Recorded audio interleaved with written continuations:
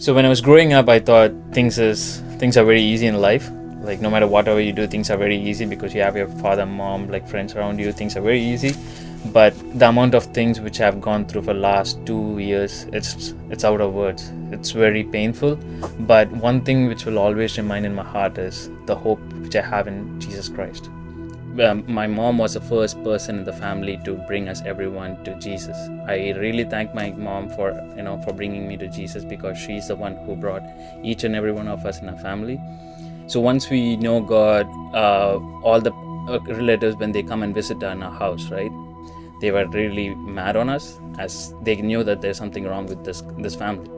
And then none of us spoke for us for a while. And as I said, my dad's brother was so harsh on us. He didn't even speak for like 10-15 years. That was very bad. But in all the lows, God has been there for me, for my family too. He has taken care of every single thing for us. So we had a grand wedding celebration in India. Lasted about like 2 weeks. It was really nice. And then we got back to reality. We were enjoying our married life. We came back in January. We were having an amazing first few months, just enjoying the newlywed phase. And then shortly after, we got calls back home frequently saying that Daddy's not good, his health is really getting lowered. And the topic came up saying, Nathan, you should really come here and just be with your dad, because he went through a couple of surgeries still.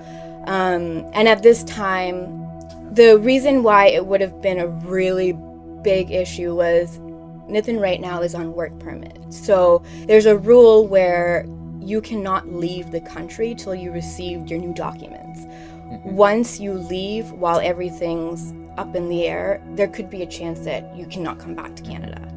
So we were in a difficult situation. Like, you need to be with your dad, you need to be with your family as well. I was like literally like a baby, like I couldn't control my emotions. But even then I tried to hold up as much as I can.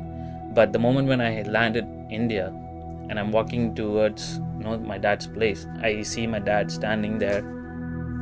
I can't even recognize him. That was my dad, because he became all skeleton. He became very weak. He can't even stand up. The pain which you see, that when you love someone and you don't want someone to be like in that position, is like really, really hard. No matter how tough he was such a loving person. He was more than a dad for me. He was like a best friend. That's how I describe my dad.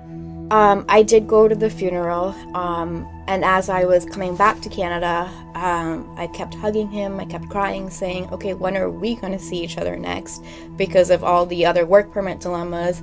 And we both reassured, that God's will be done in everything. I went back to Canada, and then I started seeing every option that I went to. It was just, we can't do anything. So when we heard that, I was crying, I was in tears. I was like, I can't be living in 2 different countries for sure.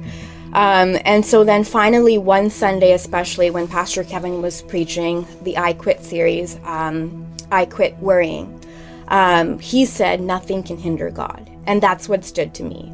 I was like, no lawyer, no MP, nothing can hinder God. Amen. And I don't want you to worry about what your spouse is doing back home. If that's the case, stand. And at that time, I stood with like tears dripping on my eyes, because I'm like, you know what? I shouldn't be worried about what's going to come. I should just leave it into God's hand, because nothing is too difficult for God. Nothing can come in God's way. So we just prayed about it, and there was just miracles after miracles. He ended up getting his work permit, and everything was just coming accordance to what God did in our lives. So Amen. Jesus said, I am leaving you with a peace of mind and heart, and the peace I give you, the world cannot give. So don't be troubled or afraid.